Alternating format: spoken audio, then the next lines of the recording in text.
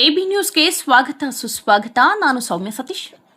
ಮನೆಯ ಮುಂದೆ ಕಸ ಹಾಕಿದ್ದಕ್ಕೆ ರಂಪಾಟ. ದಂಪತಿಗೆ ಚಾಕು ಇರಿದು ಪ್ರಾಣ ಬೆದರಿಕೆ ಹಾಕಿದ ಕಿರಾತಕರು.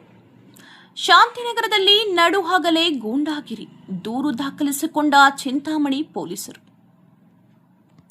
ಚಿಂತಾಮಣಿ ನಗರದ ಶಾಂತಿನಗರದಲ್ಲಿ ಸಣ್ಣದೊಂದು ಕಸ ಗುಡಿಸುವ ವಿಚಾರಕ್ಕೆ ಶುರುವಾದ ಜಗಳ ದಂಪತಿಯ ಮೇಲಿನ ಮಾರಣಾಂತಿಕ ಹಲ್ಲೆಯಲ್ಲಿ ಅಂತ್ಯವಾಗಿರುವ ಘಟನೆ ನಡೆದಿದೆ. ಕಸ ಗುಡಿಸುತ್ತಿದ್ದ ಮಹಿಳೆಯ ಮೇಲೆ ಎದುರು ಮನೆಯವರು ಅವಾಚ್ಯ ಶಬ್ದಗಳಿಂದ ಬೈದು ಜಗಳ ಬಿಡಿಸಲು ಬಂದ ಆಟೋ ಚಾಲಕನಿಗೆ ಚಾಕುವಿನಿಂದ ಇರಿದು ಗಾಯಗೊಳಿಸಿರುವ ಅಮಾನವೀಯ ಘಟನೆ ಬೆಳಕಿಗೆ ಬಂದಿದೆ. ಸದ್ಯ ಗಾಯಾಳುಗಳು ಚಿಂತಾಮಣಿ ಸರ್ಕಾರಿ ಆಸ್ಪತ್ರೆಯಲ್ಲಿ ಚಿಕಿತ್ಸೆ ಪಡೆಯುತ್ತಿದ್ದು, ಪೊಲೀಸರು ಪ್ರಕರಣ ದಾಖಲಿಸಿಕೊಂಡಿದ್ದಾರೆ. ಚಿಂತಾಮಣಿ ನಗರದ ಶಾಂತಿನಗರ ನಿವಾಸಿ ಆಟೋ ಚಾಲಕ ನರಸಿಂಹ ವಯಸ್ಸು 33 ಹಾಗೂ ಅವರ ಹೆಂಡತಿ ನೇತ್ರಾವತಿ ಹಲ್ಲೆಗೊಳಗಾದ ದಂಪತಿಗಳು.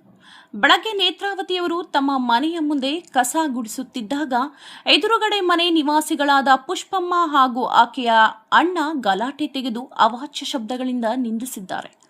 ಇದಾದ ಬಳಿಕ ಮಧ್ಯಾಹ್ನ 3:30 ಸುಮಾರಿಗೆ ಪುಷ್ಪಮ್ಮ ವಿನೋಬಾ ಕಾಲನಿಯ ಸುನಿತಮ್ಮ ಅಲಿಯಾಸ್ ಬಮ್ಮಿ, ಬಾಲು, ರೋಜಿ ಮತ್ತು ಚಂದನ್ ಎಂಬುವರು ಅಕ್ರಮವಾಗಿ ಗುಂಪು ಕಟ್ಟಿಕೊಂಡು ನರಸಿಂಹ ಅವರ ಮನೆಯ ಬಳಿ ಬಂದಿದ್ದಾರೆ.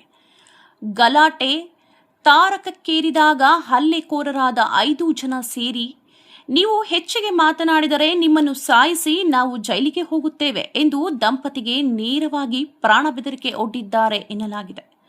ತಕ್ಷಣವೇ ಸ್ಥಳದಲ್ಲಿದ್ದ ಪಕ್ಕದ ಮನೆ ನಿವಾಸಿಗಳಾದ ಕಿರಣ್ ಮತ್ತು ಇಮ್ರಾನ್ ಓಡಿ ಬಂದು ಜಗಳ ಬಿಡಿಸಿದ್ದಾರೆ.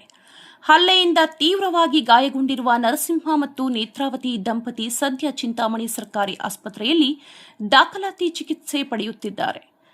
ಆಸ್ಪತ್ರೆಗೆ ಭೇಟಿ ನೀಡಿದ ಚಿಂತಾಮಣಿ ನಗರ ಠಾಣೆಯ ಪೊಲೀಸರು ಗಾಯಾಳು ನರಸಿಂಹ ಅವರಿಂದ ಲಿಖಿತ ಹೇಳಿಕೆ ಹಾಗೂ ದೂರನ್ನು ಪಡೆದುಕೊಂಡಿದ್ದಾರೆ. ತಮಗೆ ಪ್ರಾಣ ಬೆದರಿಕೆ ಹಾಕಿ ಹಲ್ಲೆ ನಡೆಸಿರುವ ಆರೋಪಿಗಳ ವಿರುದ್ಧ ಕಾನೂನು ರೀತ್ಯ ಕಠಿಣ ಕ್ರಮ ಕೈಗೊಳ್ಳಬೇಕೆಂದು ಸಂತ್ರಸ್ತರು ಒತ್ತಾಯಿಸಿದ್ದಾರೆ.